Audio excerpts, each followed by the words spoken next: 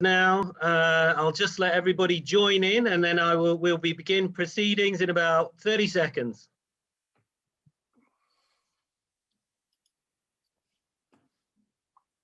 Everybody's very punctilious for this one. We've got tons of people joining in online. So let me just start by reminding you why you're here today. Okay, this is the race management mark laying part B of the program. We've got a fantastic speaker I'm going to tell you all about, David Frame. He's going to be talking for about 1 hour, okay? And then he's going to take Q&A throughout the webinar. So if you want to ask a question, look down the bottom of your Zoom screen there. You can see the reaction. Put your hand up. And Leon at the club is going to be looking out for if you put your hand up, and then he'll let David know that you've got a question. So do feel free to stick that hand up if you've got those questions there. I just want to see that you're all awake and can hear me. Just wave your hands if you can hear what I'm saying. Okay, that's good. And then I will now introduce David to you. Okay, so he is someone of international repute. Okay, he's contributed to multiple World Sailing Championships in terms of training, technical advice, and on-water support all over the world: Australia, Oman, Norway, and Ireland. He's former chief instructor at Scotland's National Sailing Centre. He's trained over 50 national technical officers for the 2012 London Olympic Games and played a senior role on the water during the Olympic sailing events. He's been an expert consultant for the VOR in Spain in 2014, for the World Cup sailing finals in Abu Dhabi in 2015, and more recently for the America's Cup World Series in Portsmouth 2015-16. And today, you've got him all to yourselves for the next hour. What you might not know is on his days off, he likes to get away from the water and he's enjoying himself hiking or climbing up in the Alps and mountain biking. I'll shut up now. I'll let David get on. David, the floor is yours. Okay, thank you very much, and welcome everyone to this evening's seminar on mark laying. With the questions there, yeah, if you give a thumbs up or send a signal into to Leon there, then he can let me know. We worked out after the last webinar that I don't see people putting their hands up or looking to ask questions when I'm presenting. So that's going to be monitored through the club. So feel free to ask questions as we're going along. Okay, so we're going to share our screen with you and move into the presentation. So hopefully that's now coming up on the screen as we go through. That's the introductory slide there. Quite big marks they use for the Volvo Ocean Race. You can see there it needs a full-blown tractor and lift hoist just to move them. On the water there were pretty beefy marks as well, but great fun and quite nice to work with. You could actually go inside these marks to work with some of the electronics that were placed within these solid structures on inflatable bases. Okay, so those that have joined the previous webinars, there's been actually 2 others. So we had the first one was looking at GPS, saving and using waypoints, and then using the waypoint functions to get a distance and a bearing to a waypoint. So we could use that to help set up a race course.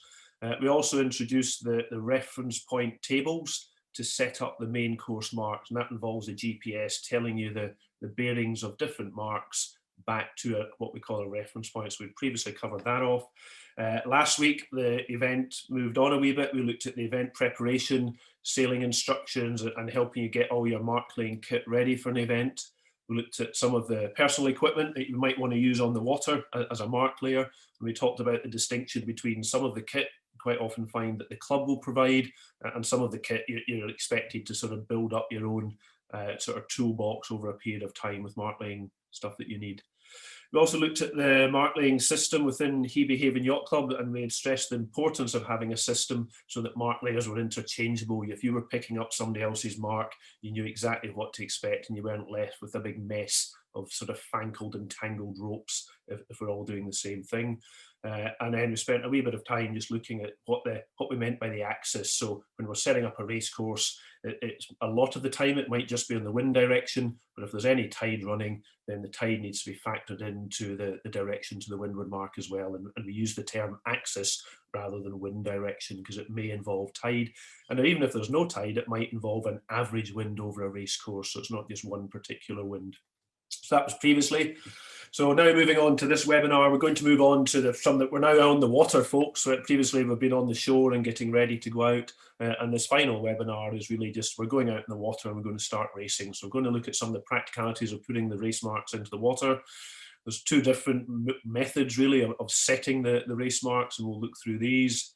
And we'll look at some of the specific marks and options. And then some of the other duties that might come into racing that mark layers are expected to do, and within that might include sending some signalling to competitors. So we're out on the water, or it should feel as though hopefully we're out on the water for this webinar as we move on. Okay, different marks on the race course. So previously we had introduced, and if you're new to just joining us for the first time, this time it's probably worth just clarifying, is we're going to look at the pin end of a start line. We're going to look at setting gates, finish marks, and the offset mark may be used as well. And the course configuration, we're always kind of working off in the training scenarios. Is what we call a trapezoid course there that you can see on the right. If it's a little bit confusing, just think of it as two windward-leeward race courses sharing the same start line and the same finish line. So there's an inner loop. We would have a fleet of boats racing up and down that loop, and a fleet of boats simultaneously racing up and down the outer loop. So you can run two races at the same time, and then they both share the start and the finish. So within a race, they do have to sail around that trapezoid shape and to come to the finish. So you would go from gate 3 across to the finish. So that's what we're looking at. So laying the marks, the two main methods are dropping. So anchor over the side of the boat, and generally that tends to be the main course marks, and also streaming the marks, and generally that would tend to be the start pin, the other end of the finish line from the signal boat, and setting up some of the gates. There is a technique for streaming a mark into the gates. So that's what we're going to look at. If we go to dropping the marks first, we spent a wee bit of time at the last webinar just talking about agreeing what that axis is first, because we're going to set the course up on that bearing. So that axis is a bearing that takes account of different wind conditions and tide over the race course. So spend some time agreeing the axis, and then once we know what the course is going to be set up on, then we're going to be dropping the main marks. That's really marks 1, 2, 3, and 4 are dropped into position, and they're all done on a bearing and distance from that reference point, which is mark 4. And the previous webinars I've covered using the GPS and bearings and distances to waypoints to find these key positions. So these 4 marks can be dropped in quite quickly. If you're dropping marks, so if you're going to do, let's say, for example, mark 1 or mark 2 up at the top end of the course, you go to the right position on your GPS. But what you probably want to do is to go a little bit upwind of that position in your rib, because while you're getting things ready, checking things all the time, the wind is going to be kind of blowing you downwind. So go upwind a little bit of the position so that while you're sorting things out in the boat, you're going to be drifting down into position the time you get the anchor and the buoy set. So just sort of bear that in mind. Drive to the correct position first for the mark, go upwind a little bit, which buys you a bit of time and takes the pressure off, and then you're just drifting down into position as you're setting the mark. If you put the anchor and the warp as it's paying out, put it over the windward side of the rib. Okay, and that way then you don't have the rope disappearing under the boat as you drift down on top of your rope and anchor. So pay off over the windward side of the rib. And it'd be quite common for me and my crew. So if I would be driving and they're in the back of the boat sorting out the mark to go into position, if I've got more than one mark to put in, I'm not necessarily sure which side of the boat. So I would say, are we laying off the port or the starboard side?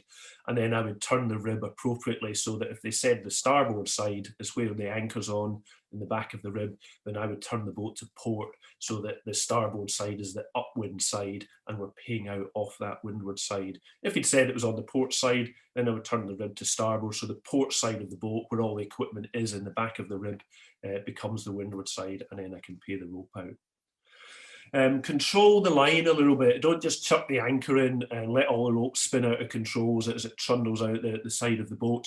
Just let it run through your fingers, and every so often just give it a little slow down, a little check off. What we found, particularly in deeper water, is the anchor will, because of its shape, and I think you at Hebe Haven are using the Danforth anchors, they tend to sail a little bit as they go through the water, if that's the right word, whereas the heavy chain drops like a brick. So we want to avoid the situation where the chain hits the seabed before the anchor. So if the water is too shallow, generally that's not the case, but in deeper water where it's going to take quite a few seconds for this to get to the bottom, it might be the chain arrives first. So just checking off, controlling the line, giving it a wee stop, and then letting it run again as it goes down. We'll make sure that the anchor goes in the seabed first, and then we lay the chain out afterwards rather than the anchor getting filled up in the chain.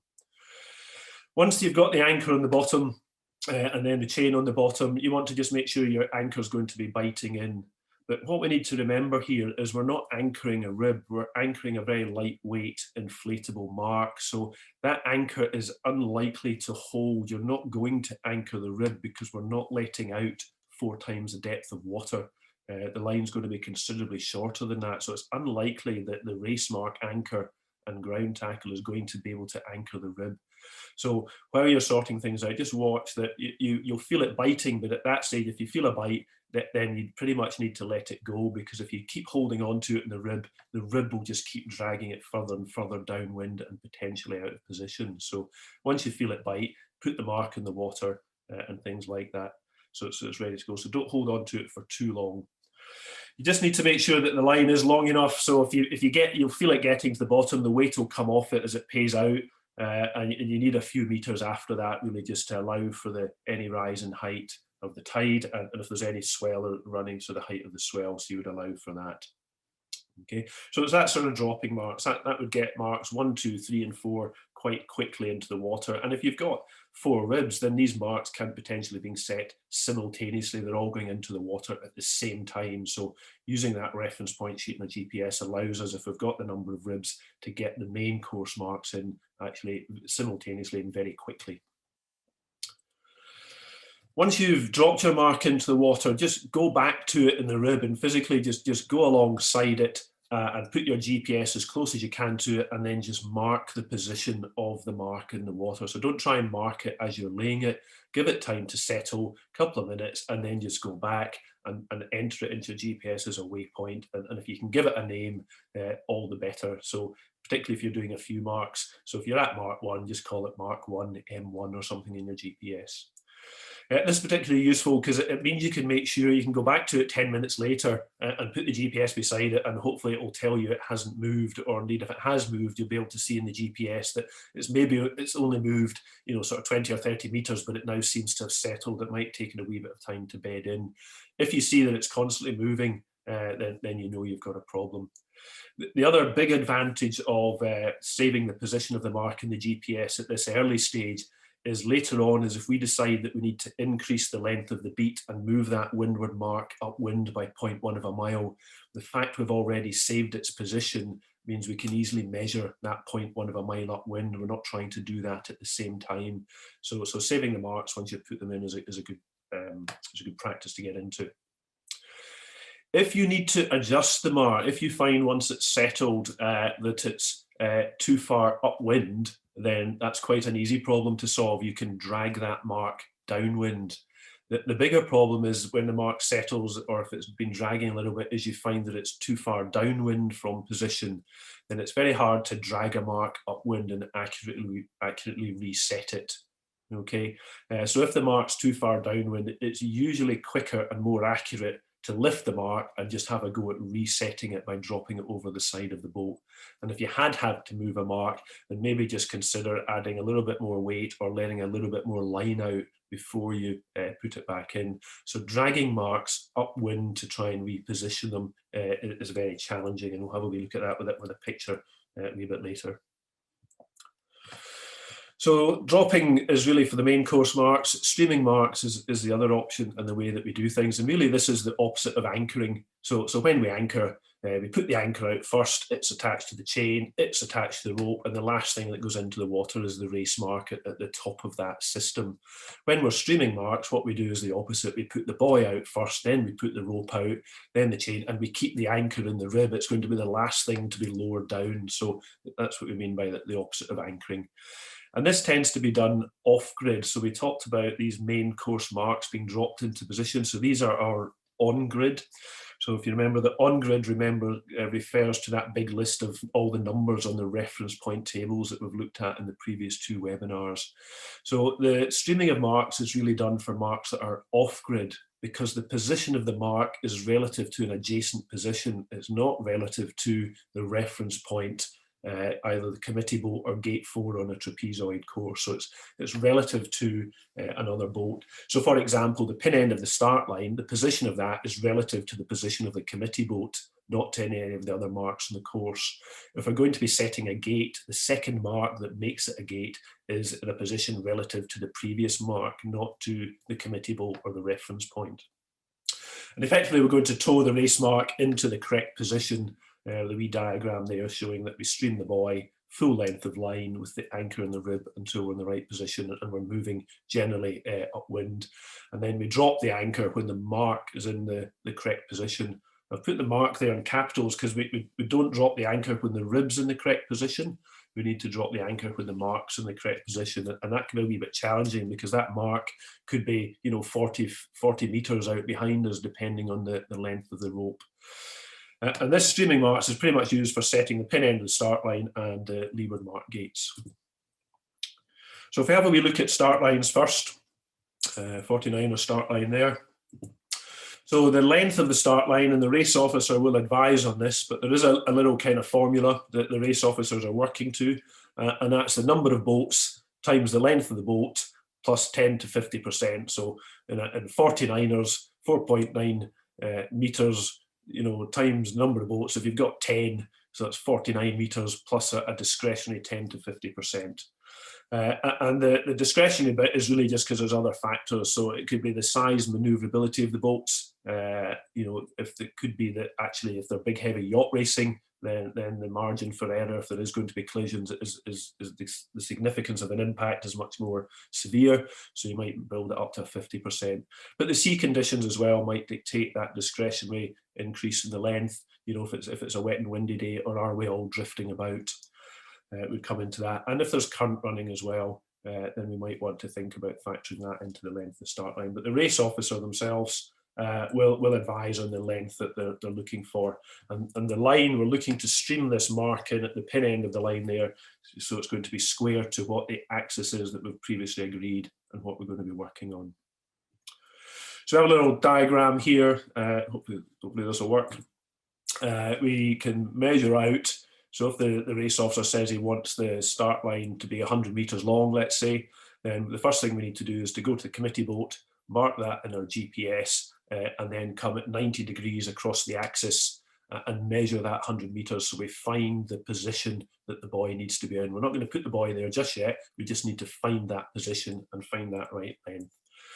We're then going to go downwind in our rib and position ourselves so that we drive back up with the rib, streaming the mark behind us through that position. And we're going to be driving forward. At one stage, we'll get to a point where the rib's on the position, but the mark is still some distance out behind us. And we keep going slowly forward then. And we're looking for somebody on the committee boat, usually the race officer, to be telling us that when they look across the line, they're seeing the buoy in the right position, and they're then giving us a command to drop the anchor out of the rib. This could be done over the VHF radio, and that's one way of doing it, particularly if it's a long start line. The other way to do it is they could be standing up on the deck giving hand signals, so they keep waving you forward, keep going forward, keep forward, and then there's both hands kind of coming down to signal a drop signal. So whether it's done verbally or visually would need to be agreed with the race officer is how they want to sort of set that line. Okay. You do need to find the correct position first before you start streaming into it. You need to measure that distance out and that angle out from the committee boat to get the right position first. Or indeed, even if it was a gate bar, you need to find the correct position so you can then go away and stream back through that position. So the distances need to be measured for the length of the line or the width of the gate. And you need to know the depth of water. Now, quite commonly, it's not common in a rib to have a depth gauge. But the danger is because your anchor's not going down first and you're just letting it out last, how do you know if your anchor's reached the bottom? So you need to know the depth of water and make sure that the rope that you're streaming your buoy on is long enough to allow the anchor to reach the bottom. From my experience, if you go alongside the committee boat, it's generally a bigger yacht. They've got an echo sounder on, and if you ask them for the depth, then it's quite a useful check. Although you're maybe going to be sort of 70 or 80 meters away, you're not a million miles away from the depth of water that they're in. So if you don't have a depth gauge, maybe just checking with the committee boat what depth they're in will give you a useful guide.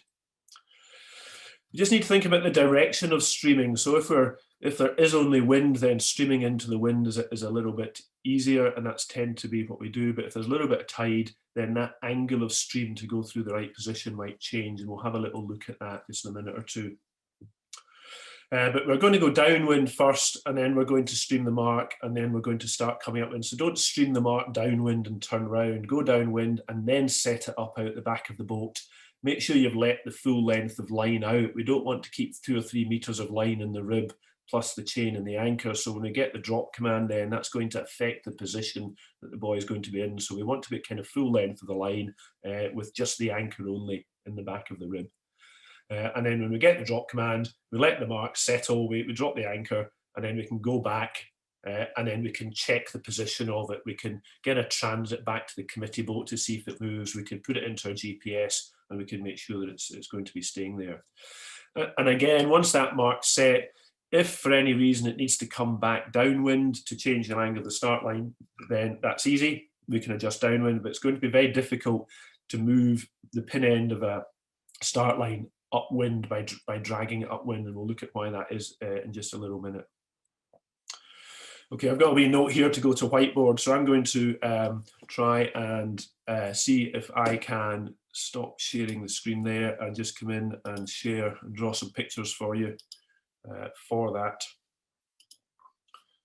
So hopefully now you're seeing a whiteboard on the screen. So just how this works. If a little bit clunky with the pen, if I draw on the committee boat there, so what we need to do in our rib is to come up to the committee boat, and if the race officer says he wants the distance to be 70 meters for the width of the line, is we then need to come 70 meters, so we're going to measure that on our GPS and find the position where X marks the spot. So that's where we're going to be looking for the buoy to be finishing up. So on our GPS, we run the distance out until we've measured that distance. And obviously, well, not obviously, but we do have the wind or the axis coming straight down the page here. So square to that, 90 degrees to that axis. When our rib gets to that position, what we want to do is to turn the rib downwind. So that's going to be a turn to port. Now, what you will find is that when the rib turns, is the turning circle of the rib. If you're in a 5-meter rib, it's not going to turn in its own boat length. It's not going to make a 90-degree turn. It's probably going to add a sort of 15 or 20 meters onto that length. So if you come downwind and then turn to port again, and then start to stream your mark from this position and come upwind, then what you'll find is you end up adding an extra 20 or 30 meters onto the line.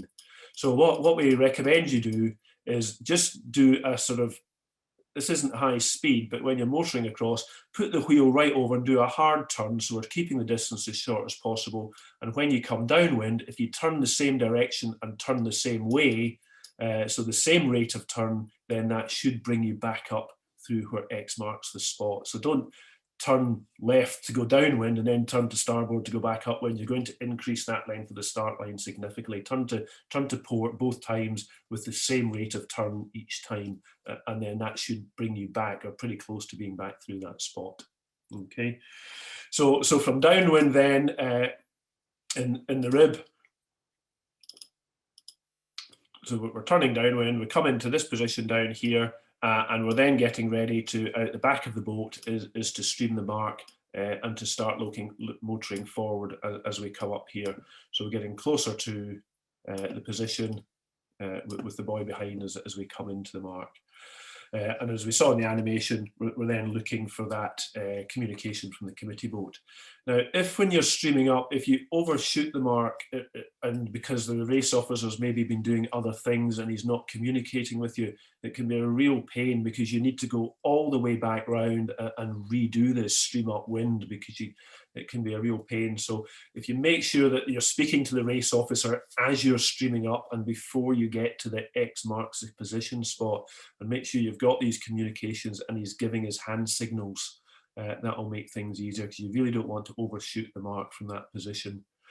The other thing you can do is, as you're getting slower, because you'll have what the bearing is back to the committee boat, so as you're getting slower and closer to the position yourself, if you just slow the rib down, then that can make sure that you don't overshoot the position. Okay, so check the communications are there and we're not overshooting. So make sure you're communicating with the race officer and not just waiting on him before you get to the point. So check that's working beforehand, and that'll take you up into position. Okay. The reason that dragging the marks, doesn't really work too well is if you, so I'm trying to draw a straight C here with a mouse. If you've anchored a mark, and this is a profile picture, so we have the wind coming down in that sort of direction. So if we have our race mark in the water here attached to that anchor, it's quite easy to drag the mark upwind. But what we might find, so if the race officer needs to move that mark up to that position, you might feel as though you've moved the mark quite a big distance in here. But actually you haven't moved the anchor, so the wind is always just going to blow that mark back into position. So that's why dragging marks upwind doesn't really work. You're quicker to lift it and reset it. If you need to drag the mark downwind, then that works, because what you want is for the anchor also to be dragged downwind by the required distance. So we can drag marks downwind, but we can't really drag them upwind. This length of rope here and the depth of water can mean that you could almost go, almost 100 meters upwind, let the mark go, and it just drifts back down to where it was. So getting that accuracy is very difficult to do. Dragging downwind works. Lifting and resetting is a better option than trying to drag marks upwind. Okay, I'm going to stop that share there and see if I can come back into the presentation.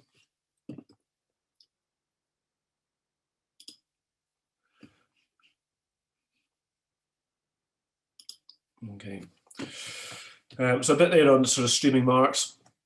Often at major events, sometimes it's not an inflatable mark that we're putting at the other end of the pin end of the start line. It might actually be an anchored boat with an assistant race officer on board, so that they can watch the line, spot the line, and be in position for looking at boats that are over and things like that. And it might be that we've had experience of the mark layers try to help guide that other boat into position. So they will go to where the pin end is and just sit there in the rib and hold station. And then that just gives a visual reference for them trying to anchor the other boat in that position. We've had situations where the mark layers have actually just got in the boat and driven it for the race officers to help them with that positioning. You can stream the anchor of the other boat into position well. So if we're not anchoring a mark, you can still stream with the ship's anchor. So this is a good way of positioning a boat on the pin end of the line.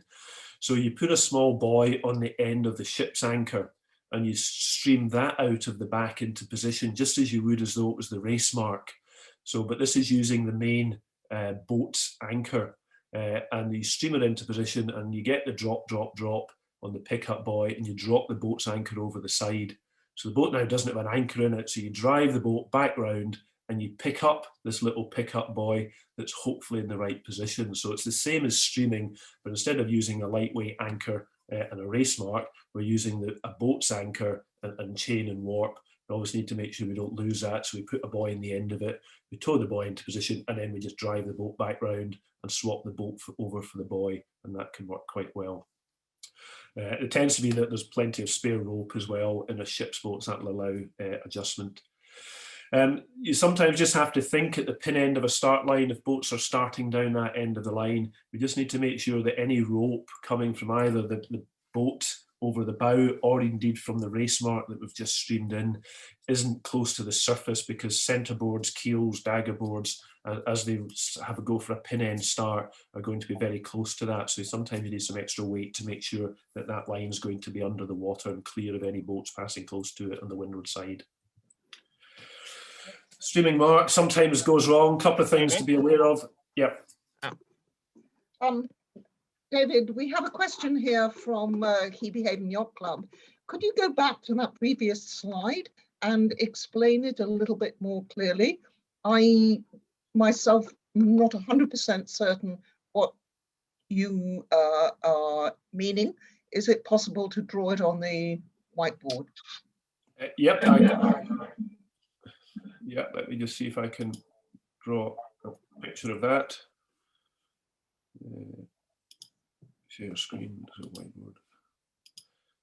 Okay, let me clear all that. So yeah, so I guess what we're saying is if the pin end of the line here is, so that's X marks the spot, that's ideally where the race officer at the correct distance and angle would like the other end of the line, if it's going to be either a rib or another yacht or whatever, to be anchored. Then what we're talking about here is for that boat to come down here and then to stream right out the back, and it's probably going to be a longer stream with a little buoy on it. It's the boat's own anchor, so it's got its anchor in there. So it will, as though it was a race mark, tow a surface marker on its own anchor. And this anchor is obviously the boat's anchor, so substantially enough to hold the boat at anchor. So that's what I'm saying. Quite often this line is a bit longer and it's got a longer length of chain on it. So they would tow that up into position. They would go past the position in the boat, but when the buoy comes on to X marks the spot, you would get the drop command from the committee boat. So they would drop the anchor here, and then the rib just comes back around, or the boat, and picks up the anchor, and then they're pretty close to where that X marks the spot. So it's a bit like streaming. You're streaming in an anchor, and then you're going back round and picking it up and making sure that yourself's anchored on it, if that makes sense. Yeah. So you're picking up your own cherry buoy. You pick up your own cherry buoy. Yeah. Yeah. Thank you. So I can share your screen.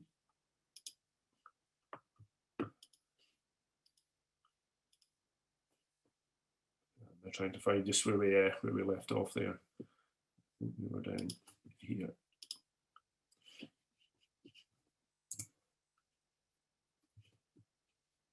Here.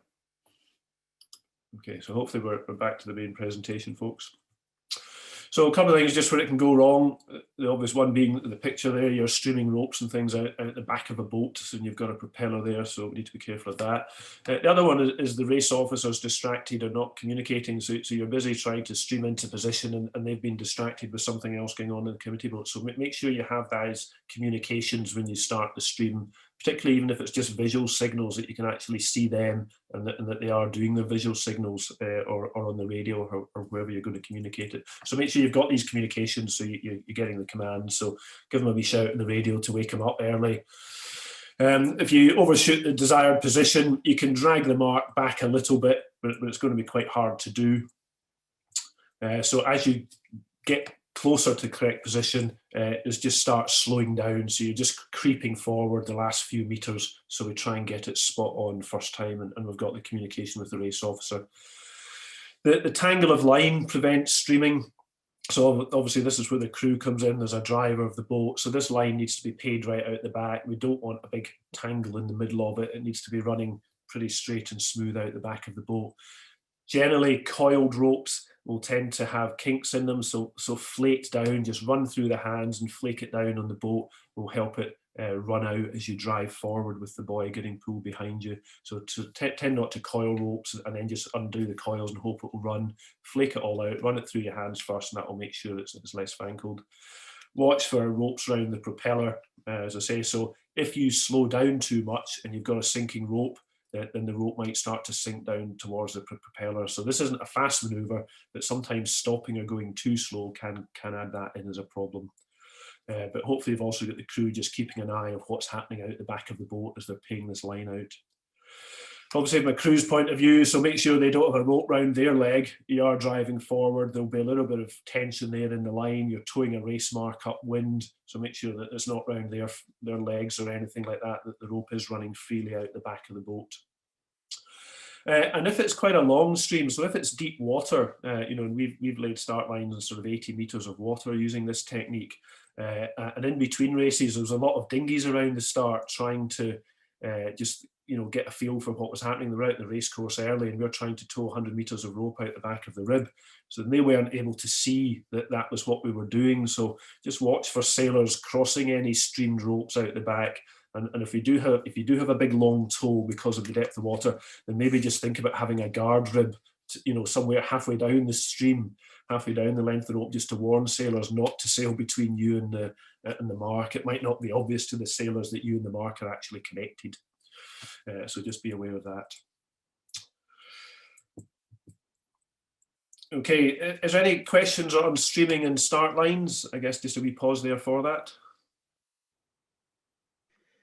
Okay, if anyone has any question, you can raise up your hand using the hands up function in Zoom, and I will unmute you.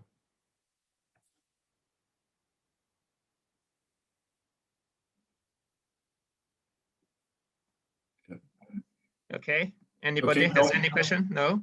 Okay, no. Okay. Thank you very much, Leon. We'll move on. Okay. So moving on to gates, and these are the leeward marks on a course. On a trapezoid course, that'd be mark 3 and 4 would be the numbering. Sorry to interrupt. Yep. There is a question. We are also mark laying for keelboat from Douglas. Yep. Has got a question here. We're also mark laying for keelboats. So is this going to be any different? I think he's asking. So maybe, Dougie, you could put up your hand and talk to David directly. We will unmute you now.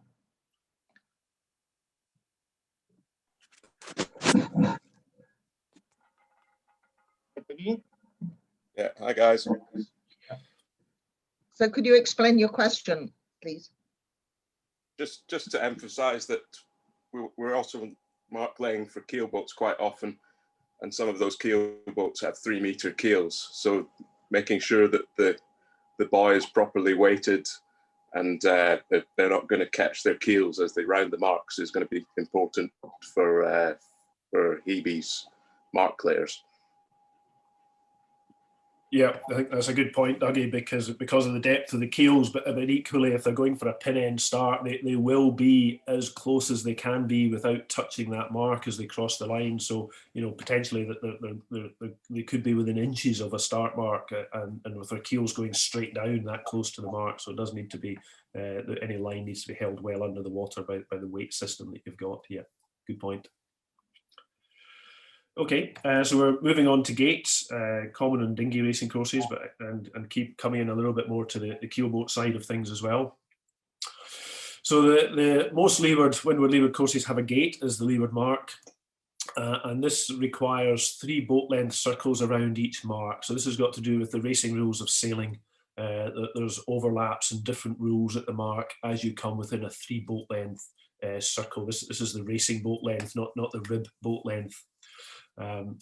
So we've got 3 boat lengths around each mark, and actually then we need a little bit of space between these imaginary circles. So therefore the minimum width of a gate. Sorry, Derek, we have another question from Sylvia.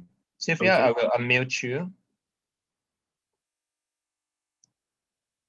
Hi, Sylvia. Sylvia? Cannot hear. Can you hear me? I can hear you now, yes. Yeah, we have actually in the start line more important than the rounding mark, because rounding mark we all giving ways in many years, but the start line may have sometimes have a 4-meter draft. How will you, in your experience, to avoid the pin end, the line or the rope, anything underneath the pin end can be straight enough for a 4-meter then? Yeah, Any suggestion to get that? Yeah. Yeah, I think it comes down to, we talked last week about the mark laying system, and Dougie went through at Hebe Haven the big, what we called kind of cocking weights and sinker weights that we talked about adding to buoys and adding to ropes to make sure that these were kept out of the way. And then my understanding is on the bottom of the race marks that are used at Hebe Haven is there's quite a big length of heavy chain that gets suspended underneath the mark, and then onto that chain is attached the rope, so the rope gets held well under the water. And obviously, as the wind strength increases, that mark is going to blow further downwind and start to stretch the rope and the anchor towards the surface, so the windier it gets, the more weight you would need to hold the rope that 3 or 4 meters under the water. But the weight, I understand, is provided by 2 or 3 or 4 meters of chain on the buoy, which holds the buoy upright, and then the rope is attached to that length of chain. Does that help? Will you yeah. Will you Thank you recommend very the much. triangle mark? Yeah. Sorry. Yeah, we can move on. Yeah. Okay, thanks. No. Yeah, thank you. Okay, so we're moving on to the gate. So the minimum width of a gate is going to be 7 boat lengths. So there's 3 boat length circles, so that's 6. So you need a wee space between that. So the minimum would be 7. Most gates are set between sort of 8 and 10 boat lengths. So this is the length of the boats that are racing. Yeah. And the race officer will advise you what distance they're going to be looking for. So, certainly in dinghy sail, if you do an easy number, if it's 470s that are racing, they're 4.7 meters. So, it's going to be sort of about 47 meters maximum width of a gate. Yeah. To start with, when you actually get out in the water and try to put in, so we're really talking about putting in the second mark here to make it a gate. So the first mark has already been set in position relative to the reference point or the committee boat as a bearing and distance. So it's putting the second mark in, and that's a challenge. And what we've found is that to start with, when you try this on the water, most people tend to put them too far apart. Of more criticality with the gates is not just the distance, but is actually the angle. So if the gate isn't square to the axis, so if one mark is further upwind than the other one, then most of the boats that are racing are going to go around the further upwind mark, because then there's less distance when they start beating back upwind again. So the angle of the gate is kind of critical, that it's square to the axis. The idea is that it gives people an even choice as to which one they want to go round. So a good sign of a good gate is if you get an even split of boats. If you've got 20 boats racing, 10 of them go round each mark and set off upwind in different directions. So that's the sign of a good gate. If everybody's racing round the one gate, then one of the marks only, then it's possibly because it's not square to the axis. So the angle's critical as well as the distance. Okay, so through practice, we've really sort of identified different methods for setting gates. All of them involve first finding the correct position for the gate. So this is relative to the rest of the course. So this is the reference point system that we're setting up on, that we've looked at before. So you put the first mark in the water in the right position according to the GPS. Give it a little bit of time to settle before you start putting the second mark in, because the second mark is going to be relative to the position of the first mark. So if it hasn't settled and it's still just biting the anchor in, then it's quite hard to set the second mark up on it if it hasn't quite settled. So give it a minute or two, get the first mark in early, and then give it a minute or two to settle, and then you can start thinking about setting in the second mark, which will actually turn it into a gate. Okay, so there's different sort of techniques. I'm going to try and draw some pictures for these in a wee minute, folks, just to explain them. But the first idea is to drop the first mark in the right position and then stream in the second mark from downwind. So a bit like laying a start line, if you like. Another technique is you put the first one in the right position and then drop the second, so dropping rather than streaming the second mark in, and then just drag it downwind until it lines up and you get a square gate. Another alternative is you could use 2 ribs and both of them stream together up the axis, and they both drop at the same time and set the gate up. And I'll draw some pictures for these in a second, folks. Another technique is to stream the both gate marks rather than upwind. If you've just got one rib, is to stream across the axis, and we'll draw this, and then drop the marks in. And the fifth technique, if you like, is that we came round to the conclusion, is forget about the positioning of the marks. If we want the marks to be 47 meters apart on the right axis, then put the anchors 47 meters apart, and if they're on the same length of line, then they'll sort themselves out. So forget about the positioning of the mark, concentrate on where you put the anchors, and then the marks will follow. Okay, so streaming in the gate mark, very similar to the start line here, but obviously the distance is going to be much closer. If you've got a 100-meter start line, you might only have a 35-meter gate. So that distance there needs to be measured. So same as before, measure the distance across from the first mark, go to that position, turn to port downwind, run downwind enough distance to allow you to set the line up, and then turn again to port with the same rate of turn to go back upwind. So again, that idea of turning the same way, so we go back up through the point that we're going to want to finish in. So we get the boat in this position, and then we start to stream upwind. The difficulty we've got this time is we don't have a race officer sitting on top of a race mark telling us when to drop. So remember, it's not when the rib's on the line, it's when the mark's on the line. So how are we going to know when the mark is in that position if we're going to be much further upwind? So one of the things you can do is to mark that position. So if you have a tide stick, or even a sponge or a water bottle, something that's not going to just blow off downwind too quickly. So don't put a balloon in the water, that will just skate away in the wind, but something that will sit in the water and mark the position. So when the rib is in the right position, drop your marker into the water,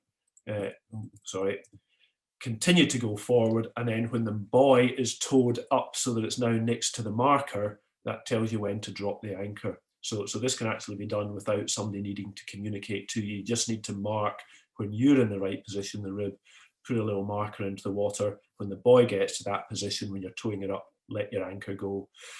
Go back and then pick your marker back up out the water. We're not suggesting we throw lots of plastic bottles in and pollute the seas here, folks. So make sure you go back and pick up your marker. It's not just a piece of rubbish we're throwing in. A tide stick is quite a good thing to throw in because it just marks the position and it will sit in the water quite comfortably and can be quite visible. Okay, and you drop the buoy. So that's one technique.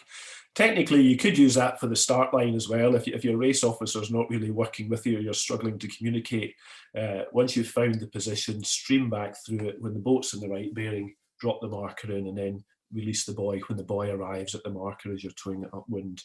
So that's quite an effective way of streaming in a gate mark to get the position. The key is finding that first position first. So measure the distance and the angle, make sure it's square to the wind, make sure it's the right distance. We are talking 35, much shorter distances here, 35 meters, and then stream back up through the position and mark the position. Yeah.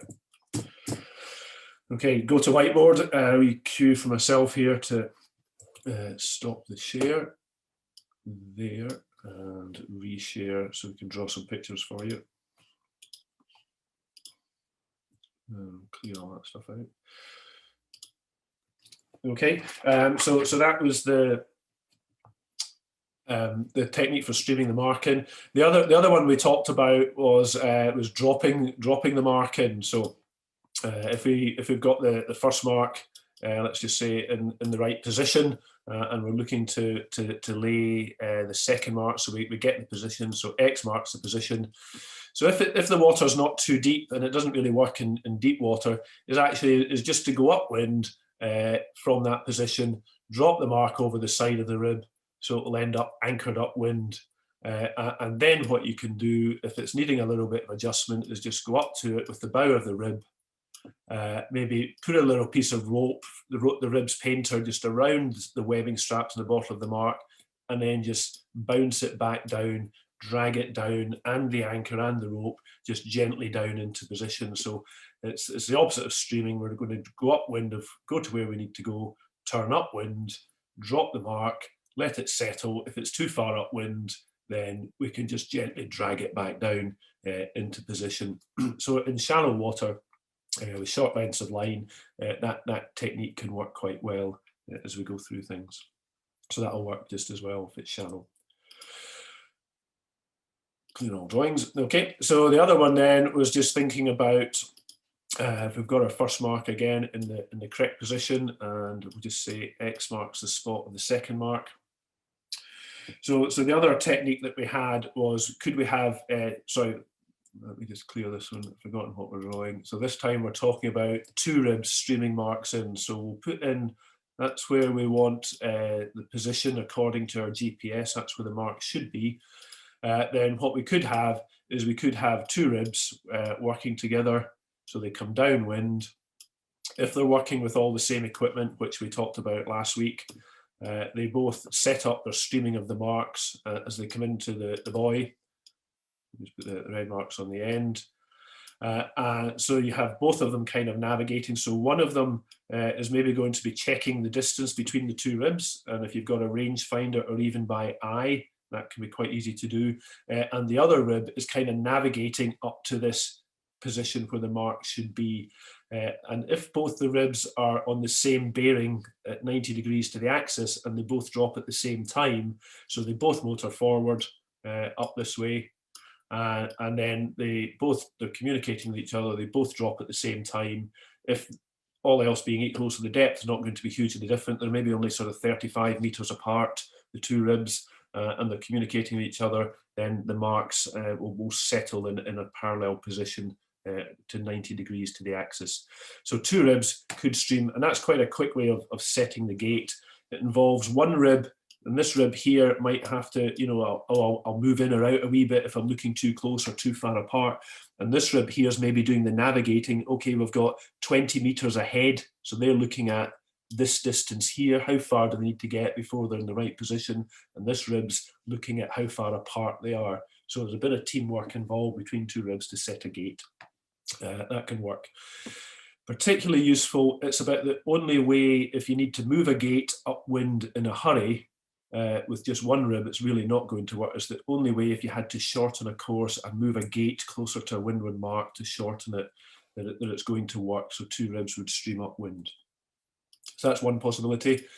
The other one that we talked about was really just kind of streaming across the wind. So if that's the position on our GPS that we need to lay the marks, we've got the X marks the spot, then what we were talking about here is we're going to drive the rib through that position, but we're going to come at 90 degrees to the axis of the course. And on one side of the boat, we're going to have an anchor, so the windward side will stream 1 mark out there, and we're going to stream the second mark out on the leeward side of the boat, coming across the axis. So this whole thing is going to drive forward, just at slow speed. We're streaming marks, so we're, you know, it's only sort of 4 or 5 knots. We're not talking about going much faster than that. And as we come across, as we get closer to this position, we're then going to drop 1 of the marks in, and what we tend to have worked out is we're going to drop the leeward mark first. We just wanted to be technically accurate, because once the leeward mark's gone, because we're driving across the wind, the boat is going to be moving to leeward slightly. So if we drop the leeward mark in first, when we get to that first X, and then once we run for 30 or 40 meters, whatever the weight, the width is that the race officer is looking for, is we then drop the windward mark in, and the 2 of them will be very close to having both your buoys finishing up in that position. It does take a little bit of time in the boat to organise this between your crew and the driver and 2 marks streaming, but it is quite an effective way, because what will happen, if I just move to the black, is when you drop the first mark in, is obviously it's going to be sitting away out like that, and then the rib continues on with the second mark. But what will happen is the first mark will swing down into position, you know, like that, with the mark ending up down that. And similarly, the other mark, once it goes in, it will swing down, so that the 2 of them will end up hopefully in the right position downwind. And if you let the anchors go, when, you know, the distance between there is 40 meters, so it's not particularly, you could just almost count to 10 if you're driving slowly in the rib. You know, that's going to do it. It's only 4 or 5 boat lengths and a 5-meter rib, so it's not long in terms of the time between dropping the first mark and the second mark, and that will get you a pretty accurate gate of streaming across the wind. The last wee bit was really just about sort of thinking anchors really here. So in your rib, so let's say we need to, that's where we want the gate to position. So we come up in our rib, we've got the mark ready. As we come into that position, sorry, there's X marks the spot, so we get the rib into the right position. We've got the mark in the boat ready to go, and then we just put the, sorry, my drawing's not working as clear as I thought. We then set, so we're dropping the mark rather than streaming. We put the first anchor in the water, but as we're holding it above the water, we mark that position with the GPS. So we're going to record where the anchor is. We're forgetting about the marks at the moment. We hold the anchor underneath the GPS, we let the anchor go, and we make sure that all the rope runs out really quickly. So a little big, not a pile of rope, but it's going to go out quite quickly. We then move the rib the required distance. So we're looking at the GPS, we're going to drive 40 meters, let's say, if that's the width we're looking for, across the axis, and we're going to get the second anchor ready to go, and it's going to go in, and all the rope is going to be very quickly put out the back of the boat as well. So what we've done is we've set the anchors 40 meters apart there. And to start with, it'll look a little bit of a mess because the buoys could be in sort of any direction. But what will happen is once the anchors are on the bottom, if they're the right distance apart, then what follows is that the buoys will come into line and they themselves will be the same distance apart. So we're using the GPS to make sure that we get the anchors in the right position. And if the ropes are all the same length, then the buoys will end up in the right position. And that technique can be quite effective as well if the water's not too deep. Okay, if we've worked in hundreds of meters of water, and sometimes the anchors can kind of sail out of position as they're going down, but then in sort of 20-30 meters of water, that's quite an effective technique. And where it's particularly effective is it will allow for any tide that is running. So if there's a little bit of tide running that way, then maybe if I just clear the pictures and redraw that. So we'll put our anchors 40, that's 2 anchors, folks, badly drawn, 40 meters apart.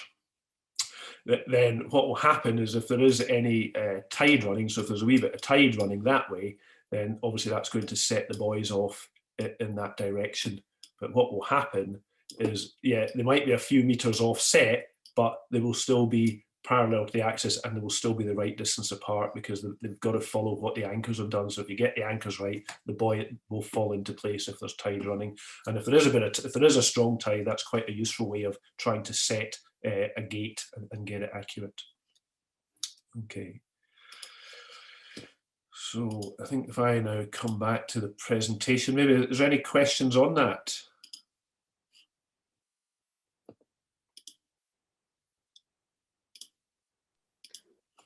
Any question for anybody?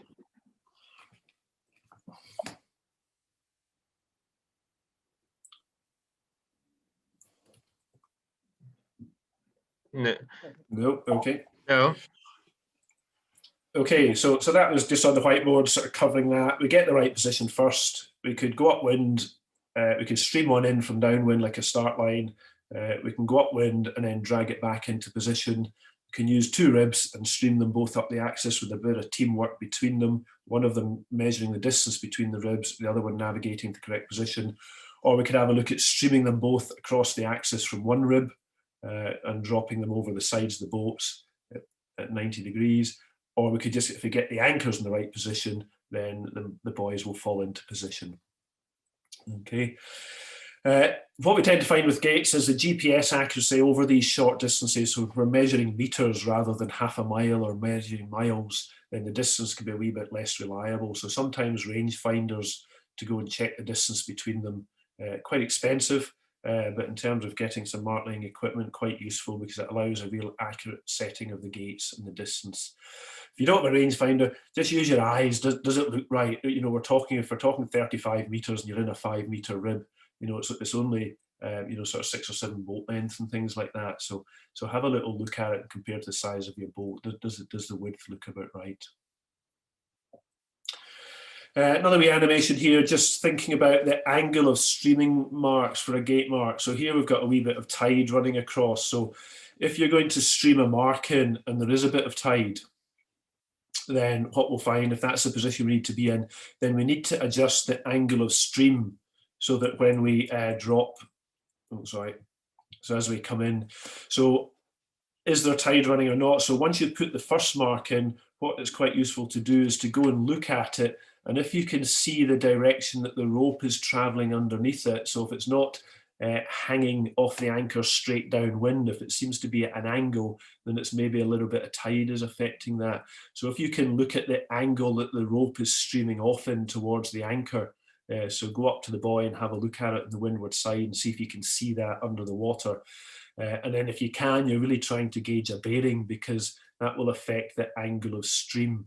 If you just streamed upwind without factoring in the tide, then the tide will splay the buoys apart. So if you stream up the effect of the tide the same direction the other buoy's in, then when you let the anchor go, both marks will hang in the same angle, if you like, off that position. Yeah. Okay, any questions before we move on?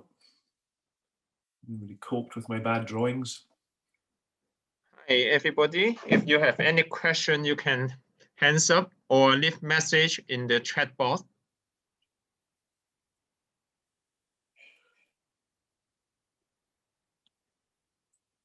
No, okay. Okay, no.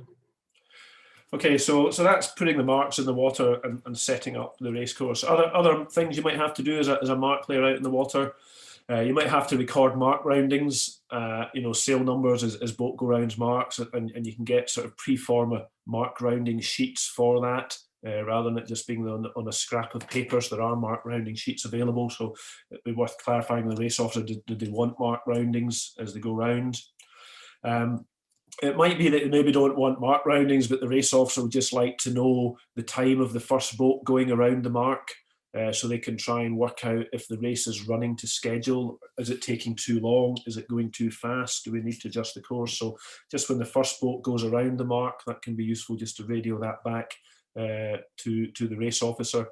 And sometimes even when the last boat rounds a mark, the last boat's just going round now, calling that in can be quite useful. It gives an indication of the time spread within a fleet of boats, if they know the time of the first boat and the time of the last boat, what the spread is within the fleet. So radioing that and communicating that to the race officer can be useful. Also, if there's any instance at the mark, so if somebody hits a mark, we're not on the water jury or judges, but maybe just take a note of any sail numbers if there has been any instance at the mark. And then if you're called as a witness or there's a protest hearing afterwards, then you've just got a wee bit of information about what you've witnessed. So if you see anything on the water, just take some note of some sail numbers and a wee note of the time and what happened as you go through it. During racing as well, if you just continue to provide wind readings, so wait for a break in procedures when the race officer is not going to be run off their feet, but just every so often, every 10 or 15 minutes, particularly if there's a wind change, just getting on the radio and continuing to provide some wind readings, or indeed if the wind's going light or seems to be building, because that might affect us thinking about needing to change the course. And just updating the race officer on the progress of the fleet. So if there's boats going to the finish, then maybe just letting them know and what's happening so they're aware of what's going on. The other wee bit is just keep your eyes open and your ears open as well, because particularly for dinghy events, quite often the mark layers are also part of the contingency for safety boats. So you are a safety boat as well. So keep your eyes open if there's boats capsizing and things like that. I say keep your ears open as well. We've had one or two bits just being reported on the VHF radio amongst the race team, that there's a dinghy capsized, and actually keeping your ears open might let you think, actually, that's close to where I am. So there might be something happening that you haven't seen. So keeping your ears open as well, you might hear something in the radio that you're able to help with. Just be aware that don't rush in immediately unless there's a danger. But if you do help a competitor, you can effectively just disqualify them. So they're not necessarily looking for help, but obviously if there's life to imminent, danger to life sort of thing, then make the decision to go and help. But we're not rushing into every capsize and helping them right the boat. They would normally just right the boat and get on with it. But you do double up as a safety boat as well. And the other thing that might come in is just maybe adjusting the course marks, changing the course if the wind's dropping or strengthening or changing direction, and that will maybe involve some signalling, which we'll come on to. So on to changing the course. Generally, if there's sailors out racing on the race course and they're on that leg of the course, we don't want to be changing it, okay? And we need to think, look, could we just let this race come to finish and then reset the course if there's another race to come? So changing a course during racing can be done, but it's quite a big decision and quite involving. So you know, we can't just go and move a mark willy-nilly without thinking it through. Okay, so if the wind speed or direction changes significantly, then we could think about adjusting the marks. But what we need to do is, if we're going to move the course during racing, then we need to signal to the racing competitors that we're moving the course. Yeah, and actually it's not our decision to move the course. We'll get involved with the practicalities of doing it, but it's the race officer's decision to adjust any course changes that he wants to make during racing. So mark layers need to have a little think. If you need to advise race officer is, do you have the time and resources to move the marks during racing? Because not only are you having to move marks, you're having to signal that you're moving marks. So right away, it's going to involve more than one boat to do this. So have you got the time? Are you in the right place? And are you going to be able to do it? Moving the marks during racing, it can put quite a significant pressure on the mark laying team with little room for error. So if, for example, you signal that you're moving a mark, but then you find you don't have time to do it, you know, then there's going to be a protest against the race officials.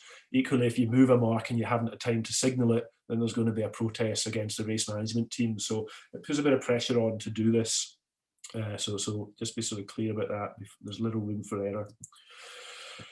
Okay, we've already talked about dragging the marks. Really doesn't really work, only works for very short distances. So if we are going to have to move marks, then we're much better to lift them. That's much better and more accurate.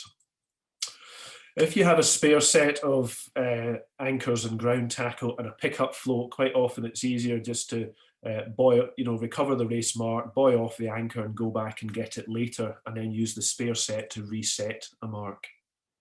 You need to just think about some of the mark laying ribs.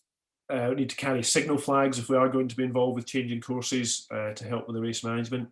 And not every rib's going to need all the flags. So which flags we used to have in all the ribs, but actually are there some flags that are just needed in some ribs. So changing the course and a little bit of signalling. Okay. If we want to change the angle of the next leg of the course, maybe because there's been a wind shift during racing, then we're going to have to signal that. So the change of the bearing signal is going to be International Code Flag C, okay, or the Charlie flag. So C for change. So we're going to change the course. And if this is a bearing to the mark, if we're moving a windward mark left or right, then we can signal that with either a red rectangle or a green triangle. So we wouldn't show both, but we'd show the Charlie flag, the C flag, and then if we were moving the windward mark to the left, as we look up the beat, then we would show a red flag to indicate that it's been moved to port. So that is all that we need to do. Lots of pictures of horns there. So this is done with a repetitive sound signal as sailors approach your mark. So we've got somebody signalling this Charlie and then the red to port and sounding the signals while somebody else is actually in the process of moving the mark. The other way of moving marks is it might not be a change in direction. It might be the wind is increased or decreased, so that the course is now too short or too long in terms of time. So again, we're going to signal the change with the Charlie flag with this repetitive sound signal. And now we're going to use either a plus sign if the leg is going to be increased in length, and we use a minus sign if the leg is going to be decreased in length. So that's the signalling. So if we're moving a windward mark further upwind, for example, then we're going to be signalling that Charlie plus, or if the wind's dropped and we're dropping the windward mark down towards the committee boat, then we're going to be signaling a Charlie minus, all with repetitive ongoing sound signals from the rib that's doing signalling. So these are the flags that are needed. So there's a picture there, pretty light wind racing. So we can see the Charlie flag and we can see in this case that the course has been changed. So the windward mark's been moved to port. So they're approaching a mark here. They're going to go round the mark and they now know that the next mark has been changed and it's been moved to port. What we can't see is the board that the chap's holding up on the left, and it may have a plus or minus on it. And I think from my memory and from looking at the wind conditions here, not only is the wind's dropped and changed, so actually we're doing a double move. We're showing a minus sign to reduce the length of the course, and we've moved the mark a bit to port, and we're signalling that. So there's somebody in this rib here, this boat, blowing a horn as they approach us to let them know the windward mark has moved. It doesn't have to be flags. It's sometimes what we call a Charlie board or a C board. That can be better than flags, because flags will fly downwind and that can be hard for competitors to see. So here, what are we signalling from this boat? So we're signalling a change of course to the competitors as they approach this rib. We can see that the course has increased in length to the next mark, so it's been moved upwind, so it's been plus. And what they've also done here is they've put the new bearing on as well. So some sailors are using compasses. There's a board there that you can see has been with Velcro stick on, so it can cope with all numbers. So they've put a new bearing on as well. So it's changed in its angle and it's been increased in its length there with a Charlie board. So the marks that we're talking about during a course, it's most likely that it is going to be done by moving the windward marks. Okay, so on these sort of windward leeward course, so it can either be moved left or right, red or green, or showing a new bearing, or it can be moved upwind or downwind, plus or minus. Most of these moves are done off grid. So that's why if you're laying one of these windward marks, put it into your GPS, and if the race officer says, can you move it 0.2 of a mile upwind, then because you know its current position, it's easy and quick to measure the 0.2 of a mile upwind from its current position, because you've already saved that. If you're having to save it at the same time as you're lifting the mark and trying to move it, that just all adds to the making it a bit more stressful.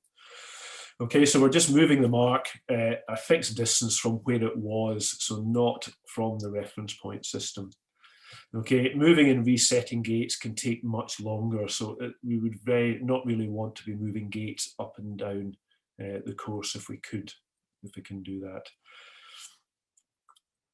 So the position, if we do need to signal that we're going to be moving windward marks, so the boat that's doing the signal needs to anchor.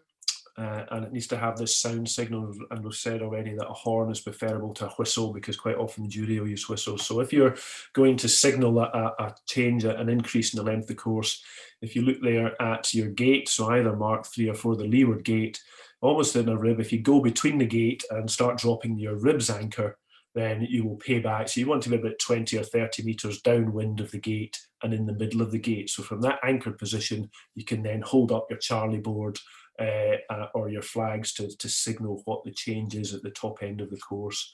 So go between the gates and drop your anchor, and then you drift back out of the way of the sailors coming in while your anchor's settling. But we do need to be anchored. You can't be roving around in the rib trying to signal at the same time. We need to anchor the signalling boat and then display the signals. Obviously, this involves a wee bit of sort of teamwork, really. So it involves signalling and teamwork and communication between the race officer and sort of at least mark layers, because there's 2 mark layers. There's moving the marks at the windward end, and then there's signalling that move at the leeward end of the course, and that could easily be a mile apart. So there's a bit of communication needed there, and the race officer needs to be involved. So clear communication is important from one end of the course to the other. Good race management teams, so if you work in a team for a while, you get to know each other, and you can actually start, just give the race officer a phone and say, look, the wind's beginning to change out here. Are we thinking of moving? So you can have that conversation, and I say offline, because if you have it over the VHF, it might be that the competitors, their coaches, or if it's racing yachts, are listening into that discussion. So have it offline and just talk about it, and then you can start thinking that you can start looking out the Charlie boards, thinking about getting the ribs anchor ready, so you can begin ready to move into position. And at the other end of the course, the other person's now thinking about getting ready to move the mark and where the new position is going to be. So just talking it through first rather than it being a last minute decision will certainly help. So good teams will have that communication to discuss what they're thinking and how it could work in advance. As I say, it's kind of a significant thing to change during racing with not much room for error. So you just need to think, is the environmental change significant enough to warrant a change in course? Is the wind just going to go back to where it was 10 minutes time? Do we really need to do this? Have we got time to do all this, to make the changes and do the signalling? How long does the race have to go? If they've only got another lap to do, then is it really worthwhile? Or if they've still got 2 beats to do, then maybe it is worthwhile. And to be honest, what level are the sailors racing? If it's youths and juniors at events, then are they just going to get more confused by these flags? At an Olympic level, not a problem. They should all know the racing rules and the signalling. But if it's novices and young people to racing, we don't particularly want to mess them around too much if they're not going to understand the signals that we're going to be making. And I think for marklayers, if the race officer's looking for a change of course and you don't think they're going to be able to do it in time and get everything set up, then I think it's important that you tell the race officer, sorry, we're not going to have time to do this, rather than trying to doing it and then getting it wrong. So if in doubt, say so would be my advice. A couple of other signals other than the change of course. So maybe the rib that's set up the start line, the pin end, so might have to help with the general recalls. So quite common, you can see a rib there flying the first substitute recall flag, and it's just the race has all started. The sailors think it's on, but actually it's been a recall. So the rib just cuts across the front of the boat, flying the flag just to let everybody to know to go back. Other ones is maybe shortening course. So this is flag S, 2 sound signals. So the signal is made as boats commence their leg towards the new shortened course and the finishing line. It's quite often displayed on the committee boat as well, but if you're shortening course and finishing at a windward mark, then it might just be that the sailors don't see that. The committee boat is not where they are. So it's quite often that could be displayed from a rib. And just being aware, some events don't actually allow you within their sailing instructions to shorten course. So that's one way of doing it. So the most likely scenario is for a mark laying rib to shorten the course at a windward mark. And what that really means is your mark rib is going to become the finish boat. So it needs to anchor in position to create a finish line, hoist flag S, and start signalling with the 2 sound signals once the lead sailor starts getting towards you that you're going to be finishing them at the windward mark. That also means that if you've got a fleet of 50 boats to finish, you need to have sort of finishing recording equipment and result sheets so you can get all that information down. And it's worth asking if you can get anybody that was from the finish boat to come on board to help you. So maybe another rib goes to pick up some additional personnel just to help you with this. Because suddenly from sitting watching the racing, doing nothing with your feet up, suddenly you can be very busy. You've got to be driving the rib, getting it into the right position, getting your anchor down, getting your signal flags out, getting your sound system out, and then trying to record, and all this while you're communicating with the race officer. So it can be quite a busy thing if there's a last minute decision to shorten course. So you can be quite busy. So flag S would help with that. The other one is a race could be abandoned. So that's that flag N with 3 sound signals this time, and it can only be used after the start. So if the wind just disappears on you altogether, or the other scenarios is it becomes far too windy and we just want to get everybody in, then it might be you're asked to just fly this flag from your rib just to let the sailors know that's it, abandoned. Technically, there's a couple of others. It could be N over H, so that means that the racing's abandoned, but we'll give you more signals ashore. So there might be more racing this afternoon, depending on the weather. Or N over A, the A flag could be displayed. So that really means we're abandoning the race, but that's it. We're calling it, the game's over for today. We're not going to be going back out. So most ribs won't have the H or the A flag on board. They just need to let the sailors know in the first instance the race is abandoned, and then the committee boat would be flying the more detailed signals so they can get a bit more information from that. Sorry, Derek, I have one question. Yeah. Do you mean that you want people of a shortened courses? Sorry, could you ask us again? Do you mean that you have any signal to warn the people of shortened course, like the flag or just the horn signal or any other? For the shortened course, you need to be flying the S flag. That lets the sailors know that, and I say the more common scenario is that the rib. David, if you don't mind going back a few slides, normally you have a shortened course. I think what they mean is the one before this, where you said that it almost seemed like you were trying to warn people there's going to be a shortened course. I think there's a misunderstanding about that. Can you go back a slide? Yeah, so So you would shorten. I mean, as I say, the light scenarios. If you're told that the wind's dropping, the race is going to go over time. We need to try and save the race and get some results. So that we've currently got the boats beating up the windward mark. We're not sure if they're going to get there or have time to go back down to the finish. So we're going to shorten at the top end of the course. So you would get your rib and anchor it at sort of 90 degrees to the windward mark on the starboard side, because the sailors are going to leave the mark to port, so they would sail past the mark in the normal way. Anchor your rib, you would hoist your flag S in your mark laying rib, and then you would give your 2 blasts on the horn when the first boat is really within earshot. I mean, you could start blasting your horn early, but if they're still down at the bottom end of the course, they're not going to hear that. So this is a signal that is made as the sailors approach you, rather than made by another boat on the course, if that makes sense, because we don't want them mistaking the boat that's signalling for being where the finish line is. It's a new finish line, if you like. So it's done as they would sail it. So as they come up the beat towards you, you're anchored, you've got your flag up. As soon as you think you're within earshot, you give your signals to get them to look at the flag, and then they know that they're coming to a finish line. You've shortened the course. Yeah. So at some events, they just won't entertain that. They'll just let the race run. Does that help? Yeah, I think that's what was meant. Yeah, and I think it's not uncommon just to do that at the windward mark being the obvious space. And what you find is sometimes the finished boat doesn't have time to get up there and re-anchor. So we'll just get the mark laying rib that's up there to try and do it. But it can be quite busy. So even if another rib can pick up a couple of recorders from the finished boat and drop them into your rib once you're anchored, that can help quite a bit. I'm just trying to work out where we got to. So we've done the abandoning. So that kind of brings us really just to the end there. If we get any other questions? We've finished off with the signalling, but anything about any of the other aspects? Anyone has a question? Yep, we have just got one from. Okay, just a moment.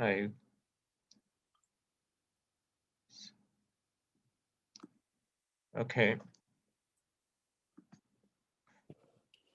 Okay, Sylvia, I have unmuted you, and after that, we will have Douglas. Hi, Sophia.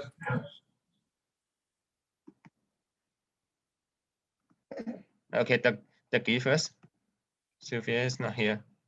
Okay, Dougie, can you ask your question, please? Could you just go back and we didn't go through the missing mark slide. Missing mark. Oh, sorry. Yes, no, yeah, good first one. This is my favourite one because that's the Scottish flag. It was actually code flag M. Okay, and this is from a missing mark. Yeah.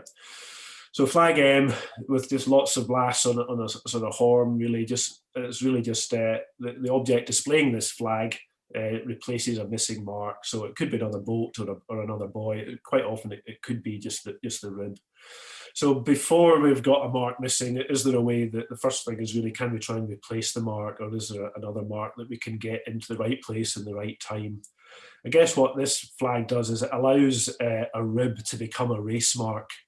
Okay, but the rib does need to be anchored. You can't be driving around with flag M. That's like constantly moving the goalposts of a race course. So a rib can anchor and hoist this flag, give repetitive sound signals, and then the sailors know that they are now a mark of the course. So it's kind of an emergency thing. If you've had a knot that's come undone and one of your marks has disappeared away off, and you become aware of it, and you could quickly go and anchor the rib and hoist this flag and become the flag M. So it is a kind of flag of last resort. I think there's a mark layer. It's almost an admission of failure that one of your knots has come undone or something like that. But ultimately, it is an option that might just make the difference between sort of saving a race. So that can be quite useful. I've only seen it done twice. That somebody's had to do this, and it has been there's been a real sort of cock up and things like that, but it has saved the day. But it'd be quite rare, and it's certainly not a preferred option. The preferred option is, can we get another mark in position? Yeah. Okay. If there's any more questions, there's one more slide after this. I think it's gone over a little bit, folks. It's a written question we don't quite understand.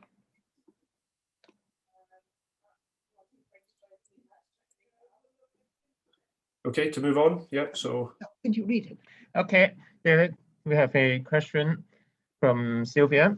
Is any case in your experience that you usually how many boat length before the fasting key arrive your sorting finish line? Okay, I think it really depends on how, you know, it's when are they going to hear your signal. If they're still rounding the leeward mark and you're a mile upwind setting up a shortened course at the windward mark, you know, there's no point blowing your horn. They're not going to hear that a mile away. The idea of the sound signal is the sailors hear it and start looking up going, oh, something's happening, there's something being signaled to me, and then they look to where that signal is, and then it draws their attention to the flag really. So that's the purpose of it. So the sailors need to be close enough that they're going to hear the sound signal. I guess the other side of the thing is true. If they're not going to hear it, it won't do you any harm blowing it. What you don't want to do is leave it too late, so they find out, you know, with just 5 meters to the start to the finish line that you've set up, that is the finishing line. So if in doubt, you can start blowing it early. Really what you want is just for the first couple of lead boats to actually pick up that they're finishing the race and not just rounding the mark and going to the next mark. Okay, thank you, understand. Okay. And any more questions from our guests? No. Okay. Okay, we just have another question from Howie. Would you like to ask the question, please?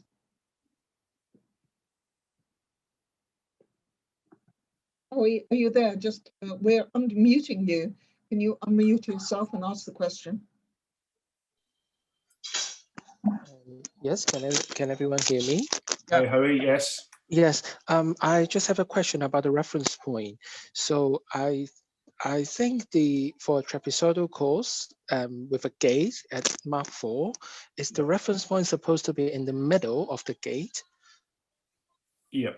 So technically, yes. So the middle of the gate is the reference point. So if you're setting a 30-meter wide gate, then the reference point is, you know, in the middle of that. It's going to be sort of 15 meters in distance from both marks.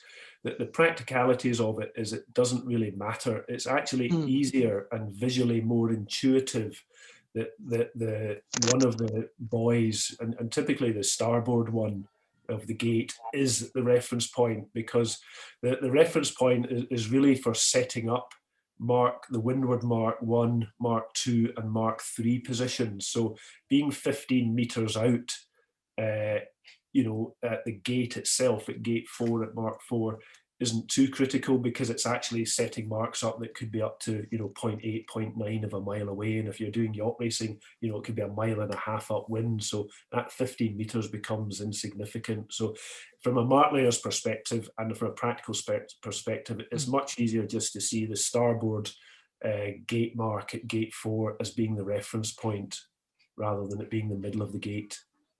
I see. Okay, thank you. Okay, anything else?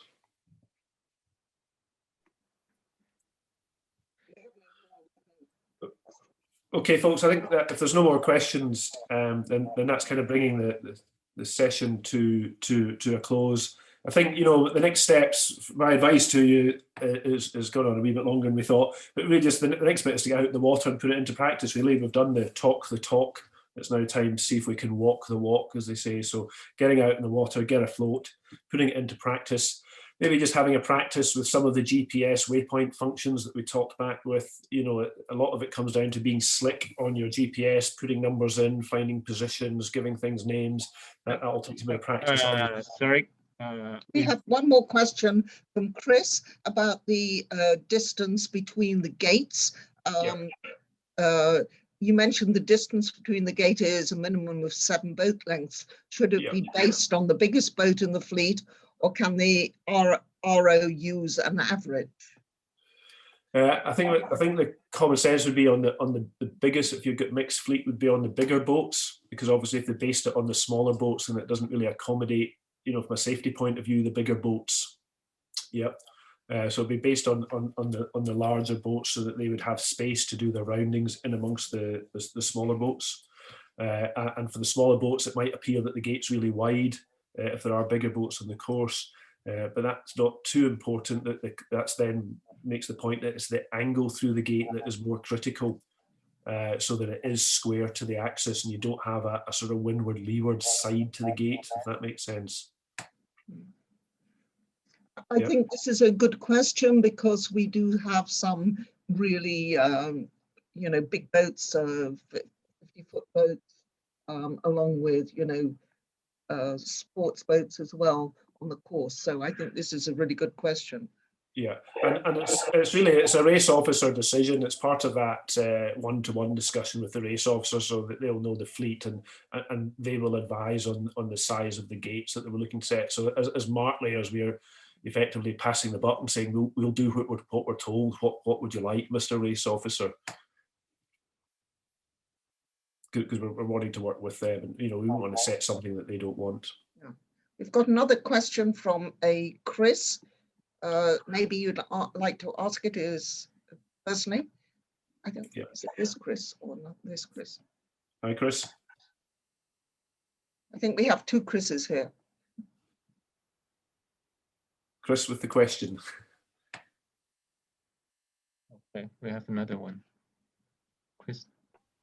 And we Hello? have another. Yeah, David. Yeah. Hi, Chris. Yeah. I'm just wondering if you've had any experience with these self-positioning GPS marks, which have just recently been sort of announced. Yeah, I think at the America's Cup was kind of a bit like sort of Formula One. They were kind of sort of piloting that technology and got involved with them at the World Series events we're having in Portsmouth. They weren't completely self-positioning, as we still had to tow them into position, but what they did have on board was a whole lot of electronics, and they had an electric remote controlled windlass. So, but we did tow the mark into position, but from the rib, we could then, using the remote control, lower the anchor on the mark and get it anchored, and then effectively just cast off the tow rope. And then the marks were all talking to each other about their position, and that was more to help the graphics that they were using on television. So it wasn't quite a drive yourself mark.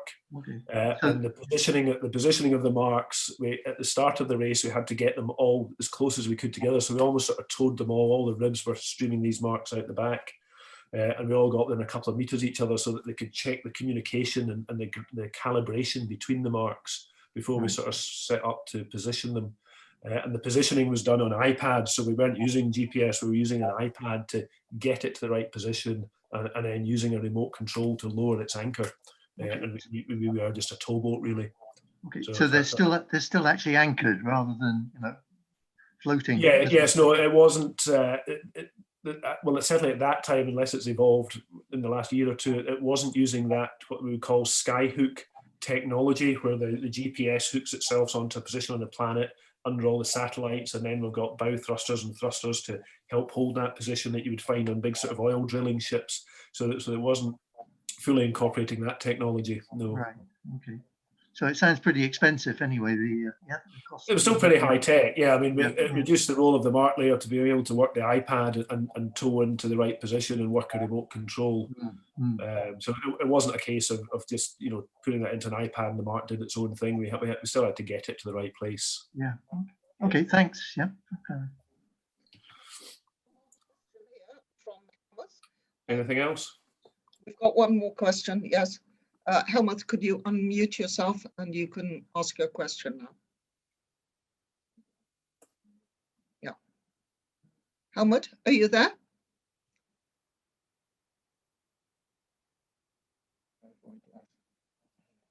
Helmut, you've got your hand up to ask a question. Do you want to go ahead? You haven't unmuted him. Is he unmuted? Maybe he is not here, and we'll go on. Okay. Yeah. And we have another one for Yacht. Hi, this is Yani. Hi, yeah. Well, I might have a more elementary questions because I have only done one regatta for mark laying. without any previous experience. Yeah. But I do have a questions that I want to ask is what happened during the regatta when I'm doing the mark laying is maybe the committee boat will give me a signal, okay, here you can drop your anchor. Okay. Yeah. And then what I did is, okay, I dropped the anchor as the committee boat informed me to do so. Yeah. But I do aware of all the wind and tides effect to where the buoy is located.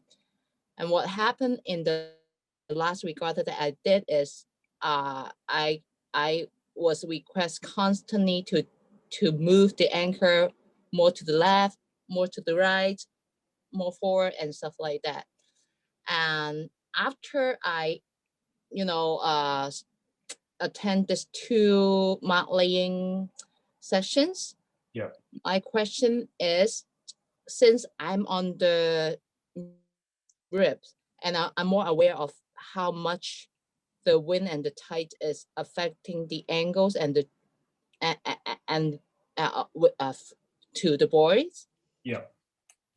Am I supposed to hear the signals of the committee boat saying that, okay, you can drop your anchor, but not dropping the anchor when I was asked to, and kind of adjust where my rib and how relative to how long the rope of the buoy is, position myself to a place where I will be more confident. Yeah. Do you get what I mean? Like I'll be more confident to where the buoy will finally locate to the point where the committee boat asked me to drop the anchor. Yeah. Is it clear what I'm asking? Yeah, absolutely. I get what you're saying, and I think there's historical things in here where, particularly with just sort of windward leeward courses or more less complicated shapes, or maybe even a triangular course. And so for a windward mark, the race officer would quite often just tell a rib, right, just go upwind, and I'll tell you when to stop. But the reality was that it was they could judge the angle quite carefully, because they could just look at a flag and say, yes, that boat is straight upwind. But what they were really doing was guessing the distance that you'd gone upwind, because they couldn't measure that. So that distance and that length of the first beat was always just a guess. And I guess now, by having GPSs and handheld GPSs, is we can accurately measure that distance, and that's where there's now a bit of skill in the mark layer. So if he wants 0.8 of a mile, he can have 0.8. If they want 0.83 of a mile, we can have 0.83, but we've got really accurate positioning. So now we can really accurately get the distances that we want upwind. So are you saying the duty of compensating the tides and the winds is to the committee boat, not to the one that is dropping the anchor? You get what I mean? Yeah, I think what I'm saying is things have evolved. So rather than the race officer telling every mark layer where to put every mark, particularly because trapezoid courses now in gates, the race officer is almost so far removed from the race course that they can't see exactly. and measure things. So that's why we introduced this mark laying training, because it now becomes a teamwork. We were having bad race officers that were being made to look quite good because we have some really good mark layers that could set a really accurate course. But equally, we had some people who weren't very confident or good at the mark laying, and they were making some of our good race officers look bad. So that was the sort of starting point. So race officers have been getting trained for many years. So we looked at training mark layers so that there was a much now better teamwork and understanding between the race officers and mark layers. So that's I think that's to try and evolve to that, where because with the accuracy of the instruments that we're using, we can find the right position, and we can allow a wee bit for tide, and the mark layers actually are quite good and know what they're doing. Then there's an element of a bit more trust being given to them by race officers. And at the top end of the scale, I've seen, at the Olympic Games, that the mark layers were absolutely critical to the race officers' decisions that were going to happen. There was lots of discussion happening offline and on phones about whether to move courses or change courses, or what do you think, that sort of thing. So much more team working rather than doing what you're told all the time is what we're trying to move to, for better racing for the sailors. Yeah. Okay.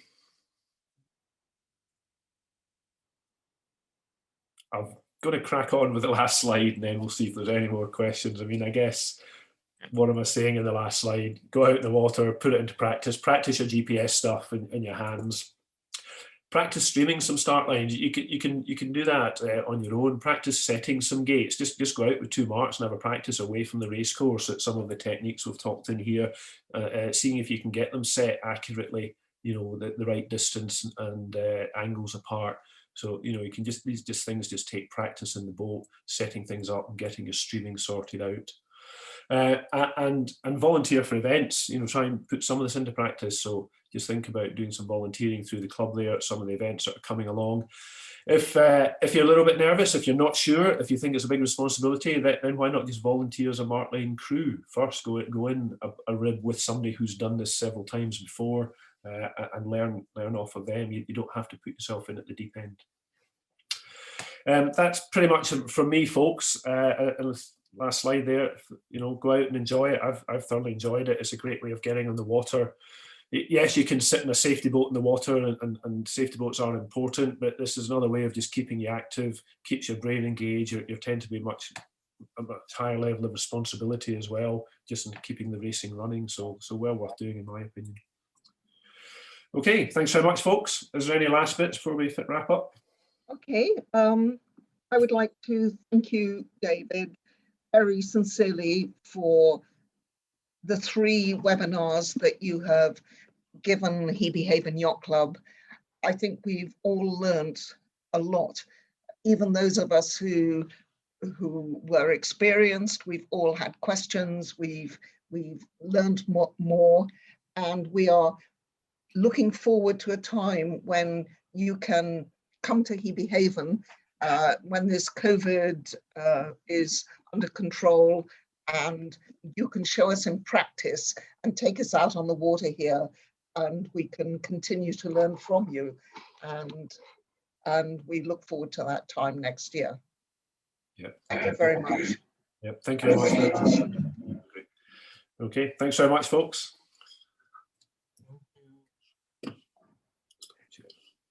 I'd like to thank all the participants too for having come online. There's one more participant to ask some questions. Yeah. The Zoom to RHP YZ. Sorry, I couldn't hear the second part of that. There's another question. We've got another question online. The person signed up as Zoom to Royal Hong Kong Yacht Club. Can you unmute yourself and ask your question, please? Yeah, sorry, it's Brenda. It wasn't, Brenda. It's just an applause. Thank you, David. It was applause. All right. Thank you very much. Thanks, Brenda. Didn't know you could do an applause online. We're all learning. Yeah, good. Okay, well, yeah, be safe out there, folks, and hopefully you'll get out in the water and put some of it into practice. Thank you. Okay. Thank you. Thank you, David.